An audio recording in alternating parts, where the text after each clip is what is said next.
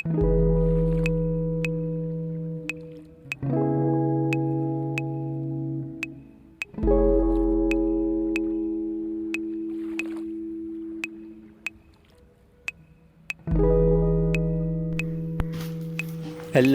ട്രാവലോഗിൻ്റെ പുതിയൊരു വീഡിയോയിലേക്ക് സ്വാഗതം. ഇന്ന് നമ്മളൊരു അൺബോക്സിങ് വീഡിയോയുമായിട്ടാണ് വന്നിട്ടുള്ളത്. നമ്മുടെ പഴയ ഫോൺ സാംസങ് M31 അത് അപ്ഡേഷന് ശേഷം കേട് വന്നിരുന്ന കാര്യം നമ്മൾ പറഞ്ഞിരുന്നു. അപ്പോൾ നമ്മൾ അർജൻറ്റായിട്ട് വേറൊരു പുതിയ ഫോൺ എടുത്തതാണ്. iqooൻ്റെ 7 എന്ന് പറയുന്ന വിവോയുടെ സബ് ബ്രാൻഡാണ് iqoo. അതിൻ്റെ iqoo 7 എന്ന് പറയുന്ന ഫോണാണ്. ഇതിൻ്റെ 8 GB റാമും 256 GB ഇൻറ്റേർണൽ മെമ്മറിയുള്ള ഒരു ഫോണാണ് നമ്മൾ എടുത്തിട്ടുള്ളത്. പൊതുവെ ഇപ്പോൾ സ്മാർട്ട് ഫോണുകളുടെ കൂട്ടത്തിൽ വളരെയധികം വലിയ ഒരു തരംഗം സൃഷ്ടിച്ചുകൊണ്ടിരിക്കുന്ന ഫോൺ തന്നെയാണ് iqooൻ്റെ എല്ലാ ഫോണുകളും.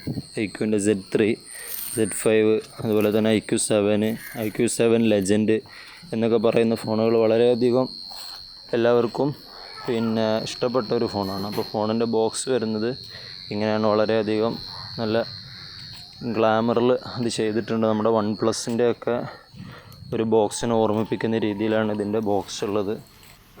ഏതായാലും ഇതൊന്ന് തുറന്നു നോക്കാം. ഇതിൻ്റെ പ്രൊസസ്സർ ഏറ്റവും പുതിയത് തന്നെയാണ്. സ്നാപ്ഡ്രാഗണിൻ്റെ 870 870 ആണ് ഇതിൻ്റെ പ്രൊസസ്സർ വരുന്നത്. നല്ല ഫാസ്റ്റുള്ള, വളരെയധികം എല്ലാവരും നല്ല അഭിപ്രായം പറഞ്ഞിട്ടുള്ള പ്രൊസസ്സർ തന്നെയാണ്. പിന്നെ റിയർ ക്യാമറ 48 മെഗാ പിക്സലിൻ്റെ പ്രൈമറി വൈഡ് ആംഗിൾ ക്യാമറയാണ്. പിന്നെ 13 മെഗാ പിക്സലിൻ്റെ ഒരു അൾട്രാ വൈഡ് ക്യാമറ ഉണ്ട്. അതുപോലെ തന്നെ 2 മെഗാ പിക്സലിൻ്റെ ഒരു മോണോ ക്യാമറ ഉണ്ട്. ഭയങ്കര ടൈറ്റ് ഉണ്ട്. ഇവിടെ ഒന്നും കൂടി ഒന്ന് കട്ട് ചെയ്ത് കൊടുക്കണം. അതുപോലെ തന്നെ ഫ്രണ്ട് ക്യാമറ വരുന്നത് 16 മെഗാ പിക്സലിൻ്റെ ഒരു വൈഡ് ആംഗിൾ ക്യാമറ തന്നെയാണ്. നല്ല ക്യാമറ റിവ്യൂ ഒക്കെ ലഭിച്ചിട്ടുണ്ട് ഇതിന്.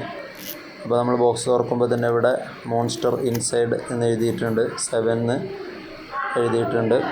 അപ്പോൾ ഇതിൻ്റെ ഉള്ളിലാണ് മോൺസ്റ്റർ ഇരിക്കുന്നത് എന്നാണ് അവർ പറഞ്ഞത്. അപ്പോൾ ഈ കവറിൻ്റെ ഉള്ളിൽ ഇതിൻ്റെ വാറണ്ടി കാർഡ്, അതുപോലെ തന്നെ സിം എജക്ടർ ടൂള് അതൊക്കെയാണ് ഉള്ളത്. ഇതിൻ്റെ ബാറ്ററി 4400 mAh ആണ്. വലിയൊരു ബാറ്ററി ഒന്നുമല്ല, പക്ഷേ എങ്കിൽ പോലും അതിന് 66 വാട്ടിൻ്റെ ഫ്ലാഷ് ചാർജ് സപ്പോർട്ട് ഉള്ളത് കൊണ്ട് വളരെയധികം ചാർജ് നിൽക്കും. അതുപോലെ തന്നെ വളരെ പെട്ടെന്ന് ചാർജ് ആവും. ഒരു 20% നിന്ന് അരമണിക്കൂർ കൊണ്ടൊക്കെ 80-90% വരെ ആകുന്നുണ്ട്. ഞാനിപ്പോൾ ഉപയോഗിച്ച് കഴിഞ്ഞതിന് ശേഷമാണ് നിങ്ങളുടെ ഈ വീഡിയോ ഷെയർ ചെയ്യുന്നത്. അപ്പോൾ ഇതിൽ വാറണ്ടി കാർഡും അതിനെക്കുറിച്ചിട്ടുള്ള സ്റ്റാർട്ടർ ഗൈഡൊക്കെ ഉണ്ട്. അതിന് ശേഷം ഇവിടെ നമ്മുടെ ഫോണ് കൊടുത്തിട്ടുണ്ട്. ഒരു പ്ലാസ്റ്റിക് കവറിലാണ് കൊടുത്തിട്ടുള്ളത്. അപ്പോൾ ഇതിൻ്റെ ഓപ്പറേറ്റിംഗ് സിസ്റ്റം ഫൺ ടച്ചിൻ്റെ OS ആണ്. അതാണിപ്പോൾ ഇതിൽ നമുക്കൊരു നെഗറ്റീവ് ഒന്നുമല്ല, എങ്കിൽ പോലും ഇത് പറയാൻ കഴിയുള്ളൂ. ഞാനെടുത്തത് ഒരു ബ്ലാക്ക് കളറാണ്. ഇതിൻ്റെ ഒരു ഷെയ്ഡ് ഉണ്ട് ബ്ലൂ കളറിൻ്റെ. അതിൽ ലൈറ്റ് അടിക്കുമ്പോൾ ഇതിൻ്റെ ബ്ലൂ കളറിൻ്റെ ഷെയ്ഡ് നമുക്കിങ്ങനെ കാണാൻ കഴിയും. പിന്നെ ഇത് ഒരു ഗെയിമിംഗ് ഫോണാണ്. അതുകൊണ്ട് തന്നെ ഇതിൻ്റെ ഗ്രാഫിക്സൊക്കെ Adreno 650യുടെ നല്ല ഉഷാറ് ഗ്രാഫിക്സ് വരുന്നുണ്ട്. പിന്നെ ഇത് ഫോൺ വെച്ച കവർ, ഇതിൻ്റെ കൂടെ ഒരു ബാക്ക് കവറും കൂടി ഫോണിന് അവർ തന്നെ തരുന്നുണ്ട്. iqooൻ്റെ ബ്രാൻഡഡ് കവർ തന്നെ തരുന്നുണ്ട്.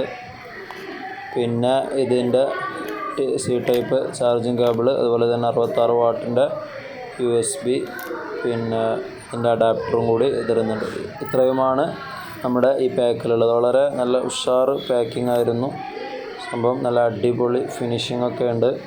പിന്നെ ഇത് ഞാൻ 8 GB അതുപോലെ തന്നെ 256 GBയുടെ വേരിയൻ്റാണ് എടുത്തത്. നമുക്കൊന്ന് ഓണാക്കി നോക്കാം. ഇതിൽ ചാർജില്ല. സാധാരണ ഫോണുകളിൽ ചാർജ് ഉണ്ടാവാറുണ്ട്, ഇതിൽ പക്ഷേ തീരെ ചാർജില്ല. പിന്നെ ഇതിൻ്റെ റാം ടൈപ്പ് LPDDR5 ആണ്. നല്ല ഉഷാറ് റാമാണ്.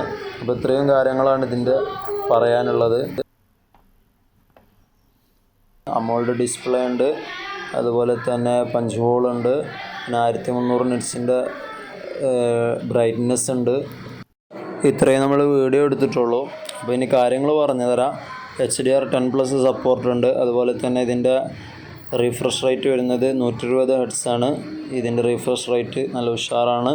അതുപോലെ തന്നെ വെയിറ്റ് 200 ഗ്രാമിൻ്റെ അടുത്ത് വരുന്നുണ്ട്. 196 ഗ്രാമാണ് വെയിറ്റ് വരുന്നത്.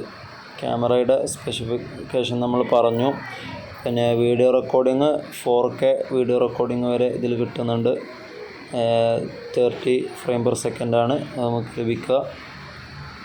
ഫ്രണ്ട് ക്യാമറ 16 മെഗാ പിക്സലിലാണ്. അതിലും ഒരു ഫുൾ HD വീഡിയോ റെക്കോർഡിംഗ് ഒക്കെ നമുക്ക് കിട്ടും. കമ്പനി പറയുന്നത് ഇതിൽ 100% ചാർജ് ആകുന്നത് 22 മിനിറ്റ് കൊണ്ടാണ് എന്നാണ്. ഏകദേശം അത്യാവശ്യം നല്ലൊരു സ്പീഡ് കിട്ടുന്നുണ്ട്. അതുപോലെ തന്നെ ഇതിൽ OTG സപ്പോർട്ട് ചെയ്യും. പക്ഷേ മെമ്മറി കാർഡ് അധികമായിട്ട് ഇടാൻ പറ്റില്ല. പിന്നെ 5G ആണ്. പിന്നെ ഓൺ സ്ക്രീനിലാണ് ഇതിൻ്റെ ഫിംഗർ പ്രിൻ്റ് വരുന്നത്. അതുപോലെ തന്നെ ബാക്കിയുള്ള കാര്യങ്ങളൊക്കെ ഉഷാറാണ്. ഞാൻ ഇപ്പോൾ ഉപയോഗിച്ചുകൊണ്ടിരിക്കുന്നുണ്ട്. സംഭവം അടിപൊളി നല്ല ഒരു ഫോണാണ്. ഇതുവരെ പ്രശ്നങ്ങളൊന്നുമില്ല. ഇതുവരെ 2 അപ്ഡേറ്റുകൾ വന്നു, കുഴപ്പമൊന്നുമില്ല. സാധാരണ അപ്ഡേറ്റ് ചെയ്താൽ ക്യാമറയ്ക്കൊക്കെ ഒരു മങ്ങൽ വരലുണ്ട്. എൻ്റെ സാംസങ്ങിന് വന്നിരുന്നു. പക്ഷേ ഇതിന് ആ രീതിയിലുള്ള പ്രശ്നങ്ങളൊന്നുമില്ല. വളരെയധികം സ്മൂത്തായിട്ട് വർക്ക് ചെയ്യുന്നുണ്ട്.